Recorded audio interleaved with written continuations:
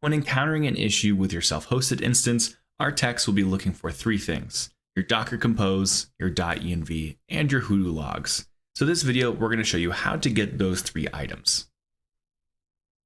When trying to find these items, we do have an article with the Getting Started with Hoodoo, and if you scroll down to the bottom, we do have the troubleshooting methods right here, and I'm going to walk you through how to do them, starting with the Docker, then the env, and then getting those logs.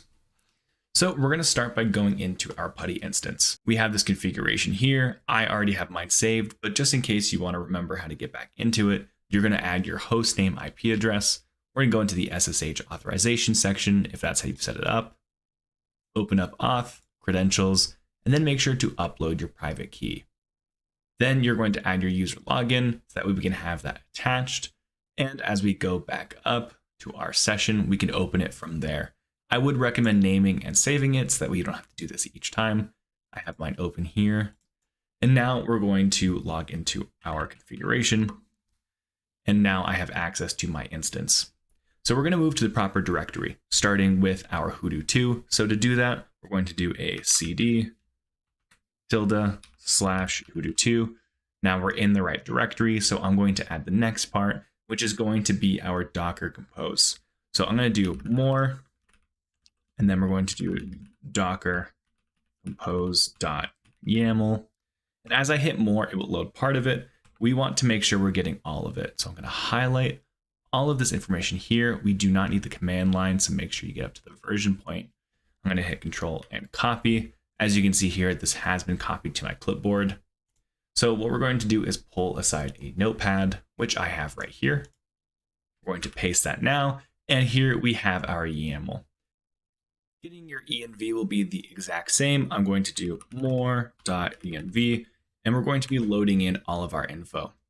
I do want to make this extremely clear. There is sensitive info in here, so make sure that you remove and block out that information before sending it over to our support team, as we do not need to know your secret information for your password key and other items like that. So we have this file, so we're going to do the same thing. I'm going to highlight all of this up to the top, Control and copy, and then move it over to a new notepad here and save it just like that YAML. So with that information that we have, we can now get into the next part, which is going to be the log. The Hoodoo logs can be found using another program. In this case with Windows, I'll be using WinSCP. If you are on Mac, you can use SCP. So what I'm going to do is copy in this command line, which I will have up on screen so you can see it better, and run this aside.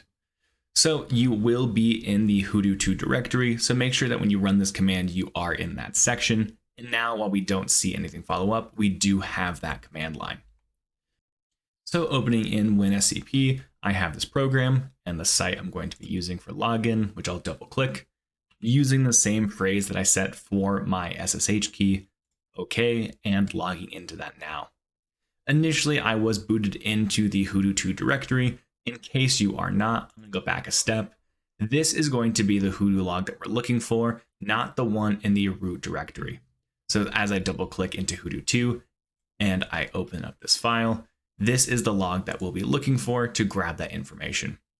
So once you have all three of those saved, that's exactly what our techs will be looking for to help solve those issues with your self-hosted instance.